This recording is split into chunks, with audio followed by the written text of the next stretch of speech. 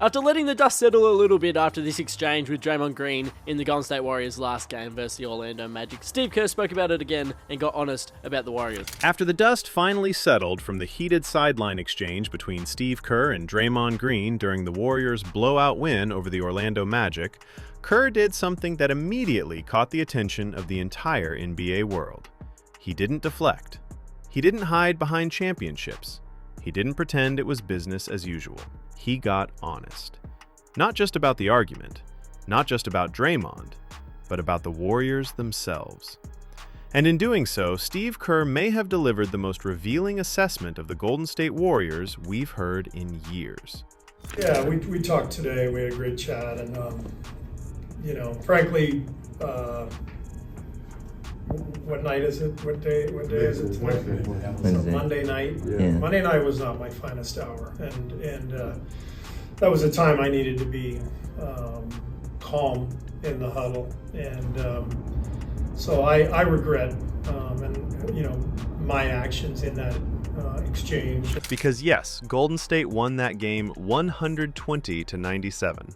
On paper, it was a dominant performance, a stress-free win. The kind of night that's supposed to quiet criticism and build momentum. But anyone watching knew the score didn't matter. The real story had nothing to do with the box score. It had everything to do with what happened on the bench in the third quarter.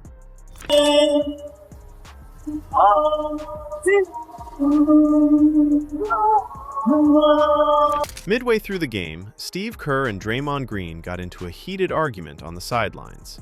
This wasn't subtle. This wasn't a quick exchange followed by a handshake. This was prolonged, emotional, visible. The kind of confrontation where body language tells the entire story. Draymond's voice was raised. Kerr's posture was rigid. Arms were moving. Faces were tight. And cameras stayed locked in because moments like this don't happen by accident. Eventually, Draymond stormed off toward the locker room to cool down. He later returned to the bench, but from the 8-minute mark of the third quarter onward, he never re-entered the game. I apologized to Dre. He apologized to me. We both apologized to the team. These things, they happen, especially when you get two incredibly competitive people like Dre and me. So over the 12 years we've been together, this has happened occasionally, and I'm not proud of it. We had a great chat. I care so much about Draymond. That contrast instantly ignited debate, because it forced a question that Warriors fans, and the organization itself, have avoided for years. Was this just another emotional moment between two competitive people? Or was it a glimpse into a changing reality? Immediately after the game, Kerr kept things short. They had words.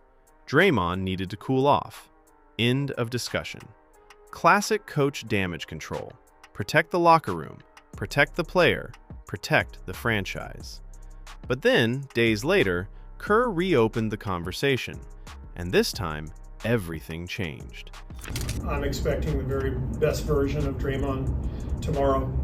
I know exactly who he is. He's a winner. He's a champion. He's the most passionate, competitive person I've ever met. And that can get the best of him, and it can get the best of me. And that's what happened the other night. Steve Kerr admitted flat out that Monday night was not my finest hour. He said he needed to be calm in the huddle and wasn't. He let his emotions get the best of him. He regretted his actions in that exchange. And most importantly, he took responsibility. He apologized to Draymond. Draymond apologized to him. And both apologized to the team. That matters. Because coaches rarely admit fault publicly. Veteran stars rarely apologize to teammates. But Kerr didn't stop at accountability. He went deeper. I talked to the team. Draymond also talked to the team. We both apologized for what transpired. It was not a good look. As I said, it was on me as the coach to recognize the circumstances, and I did not do that. I let my emotions get the best of me, and it was not my, like I said, not my finest hour. But but I also know exactly who Draymond is and exactly who I am. We want the exact same thing, and that's a good thing. And I think we're going to be fine, and we're going to move forward from here, and I'm excited about what's ahead. He acknowledged that this wasn't new. Over the 12 years they've been together, moments like this have happened before. Competitive clashes, emotional flare-ups, two incredibly driven personalities colliding under pressure. Kerr described his relationship with Draymond as like family, with all the ups and downs that come with it. He made something else very clear. His #1 goal is for Draymond Green to finish his career as a Warrior, competing together, fighting metaphorically, not literally, until they're both gone. That's loyalty. That's belief. That's history talking. You know, we have issues just like every other team has issues, but we have to work through them.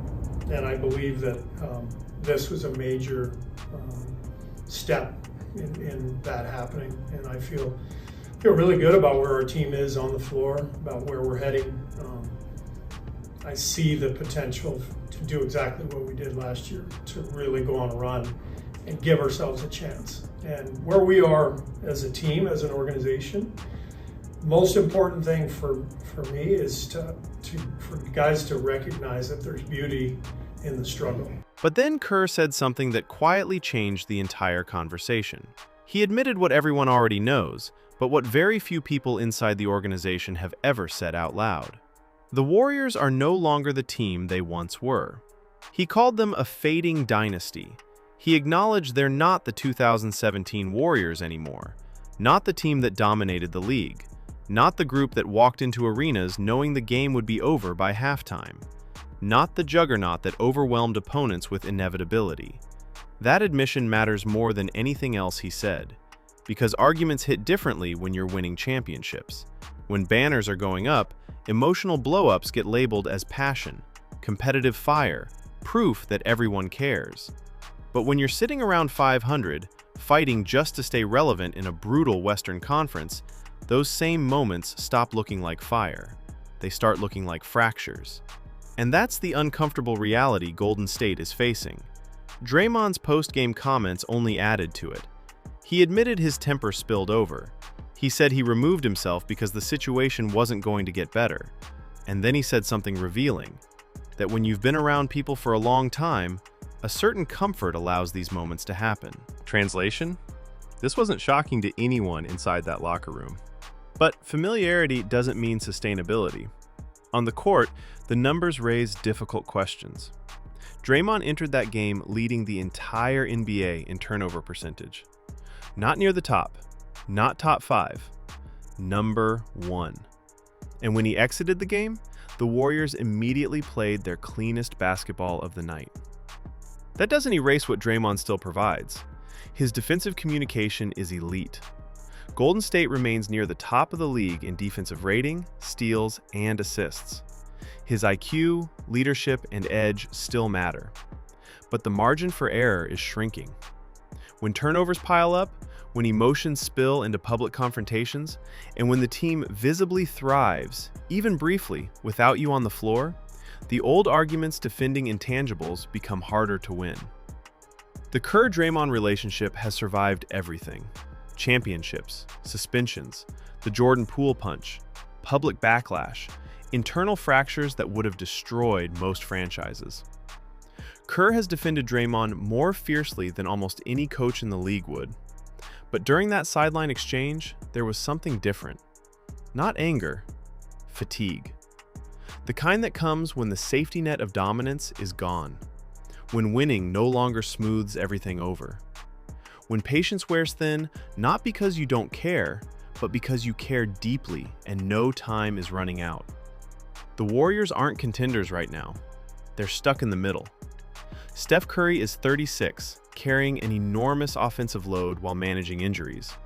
Klay Thompson is gone. The young players show flashes but lack consistency. And Draymond, at 34, is no longer the defensive superweapon he once was.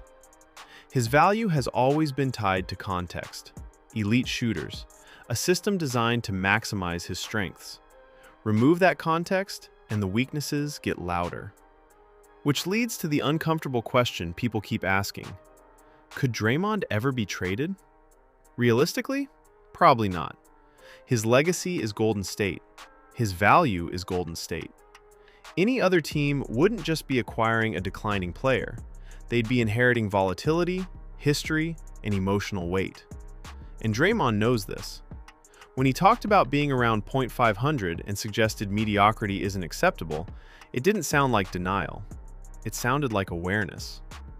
Steve Kerr says the air in the locker room is clear now, that this moment was a step forward, that there's beauty in the struggle. And maybe he's right. Maybe this team finds another late-season run. Maybe they claw into the playoffs and give themselves one more swing. But once you admit you're a fading dynasty, everything changes. The past stops protecting the present. Championships stop buying patience. History stops excusing dysfunction. This argument wasn't the problem. It was the symptom of age, of pressure, of a team trying to hold on to an identity that time is slowly pulling away. Kerr and Draymond will move forward. They always do. But the Warriors are no longer defined by how loud their arguments are. They're defined by how small the margin has become. And when competitive fire stops pushing you forward and starts exposing cracks, that's when eras don't just fade, they end. And this shrinking margin doesn't just show up in moments of conflict. It shows up every night in the standings, in the rotations, in the way Golden State has to fight for things that once came effortlessly. There was a time when the Warriors dictated terms to the league. Opponents adjusted to them. Rotations were predictable because talent overwhelmed strategy. Mistakes didn't matter because runs came in waves. A bad quarter could be erased in 6 minutes of shooting variance and defensive chaos. That era is gone. Now, every possession matters. Every turnover hurts. Every emotional lapse costs more than it used to. And for a team built on rhythm, trust, and collective intelligence, those costs compound quickly. That's why Kerr's honesty hit so hard. Not because fans didn't already sense it, but because hearing it confirmed by the architect of the dynasty removes the illusion. When Kerr says there's beauty in the struggle, he isn't selling hope the way coaches usually do. He's reframing expectations. He's asking players, fans, and maybe even himself to accept a new reality. This team isn't chasing dominance anymore. They're chasing relevance.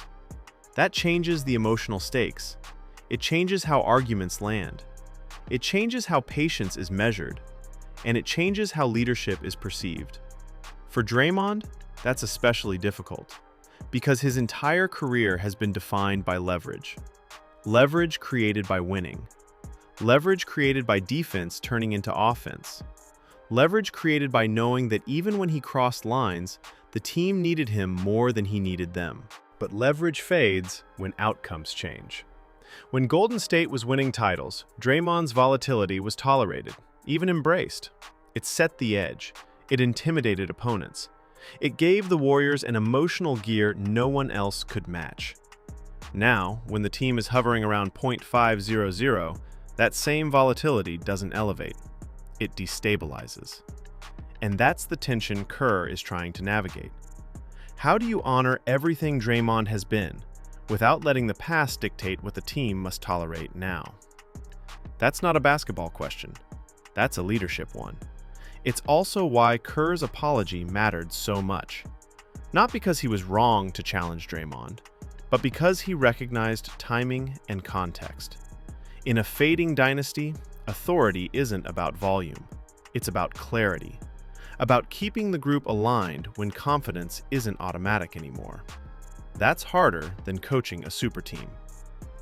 And Kerr knows it. He's coached gold medal teams. He's coached MVPs. He's coached locker rooms stacked with Hall of Famers. But this version of the Warriors may be his toughest assignment yet. Not because the players don't care, but because they care deeply while knowing the ceiling is lower. That awareness creates friction. You hear it in Draymond's voice. You see it in Steph's body language after losses. You feel it in the way wins are celebrated with relief instead of expectation. This isn't denial, it's mourning. Mourning the inevitability that once defined Golden State basketball. And that's why moments like this sideline exchange matter more than they seem. They aren't isolated blow-ups, they're pressure leaks.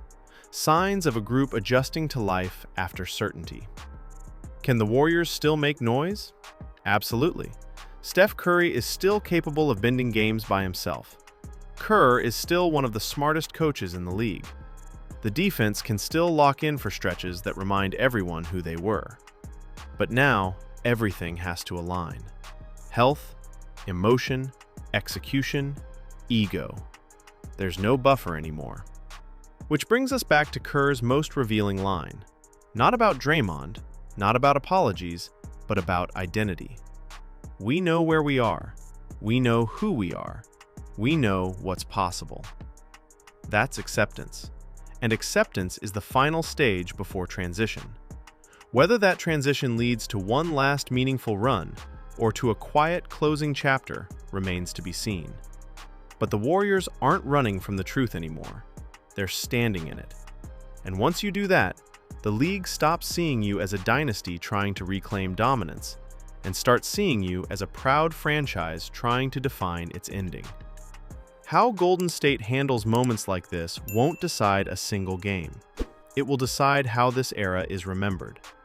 Not for how it began, not for how loud it was, but for how it ended.